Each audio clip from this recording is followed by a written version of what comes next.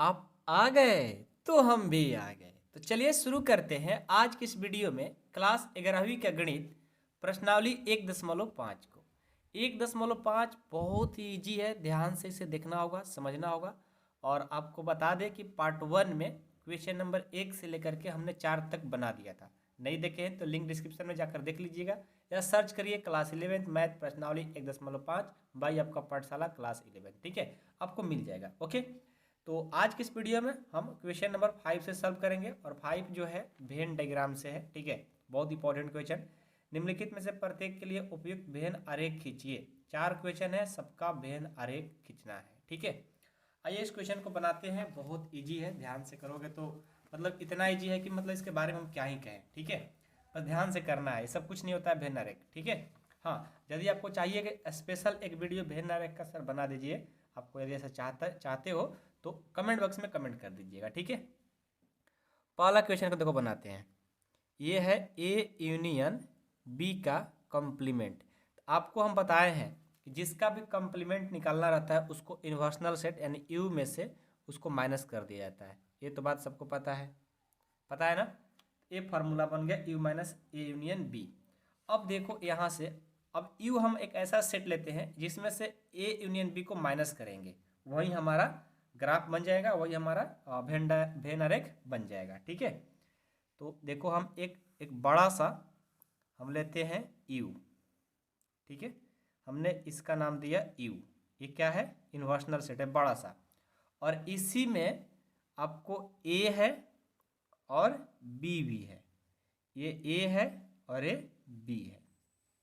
देखो पूरा यू में से, ये पूरे यू में से ए यूनियन बी को माइनस करेंगे। ठीक है, तो देखो आप ध्यान से, यदि हम इस पूरे में से इसको माइनस करेंगे तो क्या होगा? ये सब तो खत्म हो जाएगा। ये जो जो भाग है, मान लो ये पूरा भाग है, एक इन्वर्सनल सेट है। और इस पूरे इन्वर्सनल सेट में से हम ए यूनियन बी को हटा देंगे तो क्या बचेगा? ये वाला पार्ट बचेगा। इसको क्या करेंगे? जो बच जाएगा उसको कलर कर देते हैं। ठीक है, जो बच गया उसे कलर कर देते हैं। ऐसे कलर कर दो, ए यूनियन बी को छोड़ करके बाकी सब क्या हो जाएगा? कलर हो जाएगा। ठीक है, आप लोग अच्छे से कलर कर लीजिएगा। ठीक है, ये देखो आपका जो पार्ट बच गया ए यूनियन बी को छोड़ करके बाकी जो कलर कर दिए वो हमारा क्या होगा? खत्म हो जाएगा, सिर्फ और सिर्फ ए पार्ट बचेगा। अब पढ़े हो ना कि पूरा यू में से जो ए मिलता है इसमें से वो वाला पार्ट, ये वाला पार्ट खत्म हो जाता है, जो बच जाता है वो आपको सिर्फ लिखा जाएगा। ठीक है, तो इसमें से ए यूनियन बी क्या हो गया? खत्म, बाकी ये पार्ट बच गया। ठीक है, समझ में आया ना? समझ में आया कि नहीं आया? ध्यान देना, बहुत सारे बच्चे कन्फ्यूजन में पड़ जाते हैं। ठीक है, देखो ये पूरा यू था, इस पूरे यू में से इसको हटाना है, ए यूनियन बी को माइनस कर देना है। तो जो बचेगा उसको क्या करेंगे? कलर कर देंगे। जो बच गया समझो कि यू का पार्ट बचा हुआ है, और ये जो कलर नहीं है ये सब क्या होगा? खत्म हो गया। ठीक है, उसके बाद दूसरा देखो, इसमें दूसरा क्वेश्चन है कि ए कॉम्प्लीमेंट इंटरसेक्शन बी का कॉम्प्लीमेंट बताइए। ठीक है, ए का कॉम्प्लीमेंट इंटरसेक्शन बी का कॉम्प्लीमेंट। तो देखो ए कॉम्प्लीमेंट इंटरसेक्शन बी का कॉम्प्लीमेंट का फॉर्मूला ही होता है ए यूनियन बी का कॉम्प्लीमेंट। आप पढ़े थे डी मॉर्गन्स लॉ से कि ए यूनियन बी का कॉम्प्लीमेंट का फॉर्मूला होता है ए का कॉम्प्लीमेंट बी का कॉम्प्लीमेंट। ए का कॉम्प्लीमेंट इंटरसेक्शन बी का कॉम्प्लीमेंट, मतलब ए कहो चाहे ए कहो, दोनों एक ही बात है। तो कैसे इसको हल करोगे? यहाँ से लिख दोगे कि बाई कौन सा थ्योरम? D Morgan's law. पढ़ाए थे D Morgan's law, D Morgan's law. हो गया दोनों। अब तीसरा देखो, तीसरा क्या है? तीसरा है कि ए इंटरसेक्शन बी का कॉम्प्लीमेंट। ठीक है, अब ए इंटरसेक्शन बी का कॉम्प्लीमेंट पूछा जाएगा तो क्या होगा? U minus A intersection B हो जाएगा। तो पूरा एक यू सेट बनाएंगे, एक पूरा यू सेट बना दिए। उसमें से भी हम ए यूनियन बी को क्या करेंगे? हटा देंगे। ए यूनियन इंटरसेक्शन है। ठीक है, ये ए है और ये बी है। तो देखो इस पूरे यू में से जो ए इंटरसेक्शन बी में जो कॉमन होगा उसको सिर्फ माइनस करना है। तो कौन सा बचेगा? ये पार्ट छोड़ करके, दोनों में यही ना कॉमन है, इंटरसेक्शन मतलब क्या? कॉमन। यही पार्ट छोड़ करके बाकी सब पार्ट क्या होगा? कलर होगा, बाकी सब पार्ट कलर होगा। ठीक है, बस आपको कौन सा छोड़ना है, बस आपको ये वाला जो पार्ट बन रहा है इसको छोड़ देना है, क्योंकि इसको क्या बोला गया है, ये ए इंटरसेक्शन बी, ये दोनों में क्या मिल रहा है, ए वाला, तो ए खत्म हो जाएगा, बाकी हमारा ये सब क्या पार्ट बच जाएगा। पूरे यू में से ये चीज़ को हटा देंगे, बचने वाला क्या है, जो कलर है। ठीक है, उसके बाद इसका चौथा क्वेश्चन, इसका चौथा क्वेश्चन है कि ए कंप्लीमेंट यूनियन बी का कंप्लीमेंट, तो ये भी इसका फॉर्मूला है किसका, ए इंटरसेक्शन बी का कंप्लीमेंट का। तो यहाँ से लिख देंगे बाई डी मॉर्गन्स ला, हो गया। तो एक ही क्वेश्चन पर चारों बन गए, दोनों दो एक एक क्वेश्चन पर दो दो क्वेश्चन बना, ए बना तो ए भी बन गया, ए बन गया तो ए बना, क्योंकि फार्मूला के अकॉर्डिंग। ठीक है, तो ध्यान से समझोगे पढ़ोगे तो सब समझ में आएगा यार। और वेन डायग्राम बहुत इजी होता है, यदि आपको चाहिए सेपरेट वीडियो कैसे वेन डायग्राम का स्टार्टिंग होता है, वो भी हम वीडियो कहोगे तो बना देंगे। ठीक है, ऐसे आपको ज़रूरत नहीं है तो हम काहे ला बनाएंगे। ठीक है, ज़रूरत होगा तो कहिएगा, बना देंगे। ठीक है, कोई दिक्कत नहीं किसी को।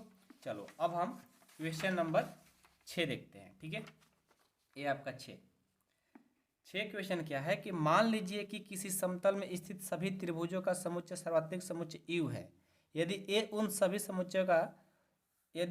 सभी त्रिभुजों का समुच्चय है जिनमें कम से कम एक कोण 60 डिग्री से भिन्न है, तो ए डैश क्या होगा। देखो क्या बोला है, यू जो है समुच्चयों का सर्वात्रिक समुच्चय, सभी त्रिभुजों का सर्वात्रिक समुच्चय है, तो इसको हम हल करेंगे अच्छे से, ध्यान दीजिएगा। ठीक है, यू जो है एक सच डैट एक्स समतल में एक त्रिभुज है, क्योंकि सब त्रिभुज है ना, तो समतल में एक त्रिभुज मान लिए जिसमें सारे त्रिभुज आ रहे हैं, त्रिभुज है। ठीक है, अब समकोण विषमकोण सब नहीं, सारे त्रिभुज आ गए। ठीक है, और आपको यदि ए उन सभी त्रिभुजों का समुच्चय है जिनमें से कम एक कोण 60 डिग्री से भिन्न है, तो 60 डिग्री से भिन्न है मतलब 60 डिग्री का न है, मतलब नहीं है। ए जो है, ए को लिखेंगे कि एक सच डैट एक्स एक त्रिभुज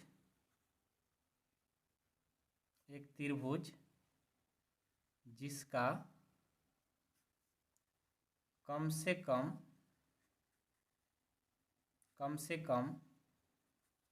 एक कोण 60 डिग्री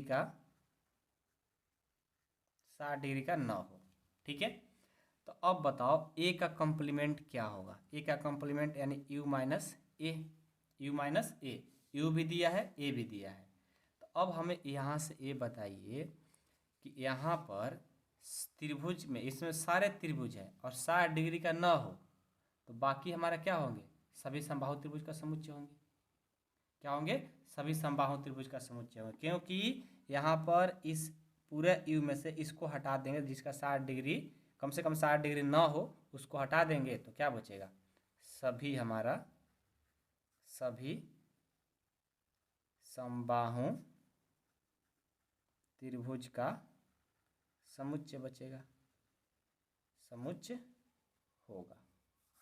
ठीक है, क्योंकि ये जो है, एक बार फिर से ध्यान से क्वेश्चन पढ़िए कि मान लीजिए कि समतल में स्थित सभी त्रिभुजों का समुच्चय सर्वात्रिक समुच्चय यू है। ठीक है, इसमें सारे समतल में त्रिभुज हैं। यदि ए उन सभी त्रिभुजों का समुच्चय है, ए जो है उन सभी त्रिभुजों का समुच्चय है जिनमें से कम एक कोण 60 डिग्री से भिन्न है, एक कोण जो है 60 डिग्री से भिन्न है, तो फिर हमारा क्या बचेगा, सब तो खत्म हो जाएगा, सिर्फ यही वाला बचेगा, तो सभी समबाहु त्रिभुज का समुच्चय होंगे। समबाहु त्रिभुज जानते हो किसको कहते हैं, 9th में पढ़े हो। ठीक है, तो ये था एक क्वेश्चन। उसके बाद देखो 7वां क्या है, 7वां क्वेश्चन है कि निम्नलिखित कथनों का सत्य बनाने के लिए रिक्त स्थानों को भरिए। अब ए यूनियन ए का कॉम्प्लीमेंट, अब दोनों को हम ए यूनियन ए का कॉम्प्लीमेंट करेंगे तो क्या मिलेगा, एक सर्वात्रिक समुच्चय मिलेगा। ठीक है, अब फाई कॉम्प्लीमेंट इंटरसेक्शन ए, तो फाई कॉम्प्लीमेंट इंटरसेक्शन ए, दोनों में क्या कॉमन मिलेगा, फाई यानी यू माइनस फाई हो जाएगा, और फिर इंटरसेक्शन है तो ए हो जाएगा। ठीक है, ए का इंटरसेक्शन ए का कॉम्प्लीमेंट, देखो इसका कुछ नहीं मिलेगा, इसमें कुछ है, तो दोनों का क्या हो जाएगा, तो कुछ नहीं मिलेगा तो फाई। यूनियन का कॉम्प्लीमेंट इंटरसेक्शन ए का कॉम्प्लीमेंट, ये भी कुछ नहीं मिलेगा, ये भी हो जाएगा फाई आंसर। ठीक है, तो ये सब क्वेश्चन जो पीछे किए हो ना, उसके इंपॉर्टेंट मतलब उसके आधारित क्वेश्चन है, और सारे ही सब इंपॉर्टेंट क्वेश्चन होता है, ऐसा ही एग्जाम में पूछे जाते हैं आप लोग का प्रश्न है। ठीक है, जो 4 बनाए हो ऐसा ही ज़्यादा से ज़्यादा पूछा जाता है आपसे भुलवाने के लिए, समझने के लिए आप कितना पढ़े हो। ठीक है, तो जो पीछे पढ़े हो वो सब कंप्लीट होगा तो सब कुछ नहीं है, अपने खुद से भी एग्जाम्पल लेकर के बनाओगे तो सब पता चल जाएगा ये बातें। ठीक है, चलिए मिलते हैं नेक्स्ट एक्सरसाइज 1.6 में।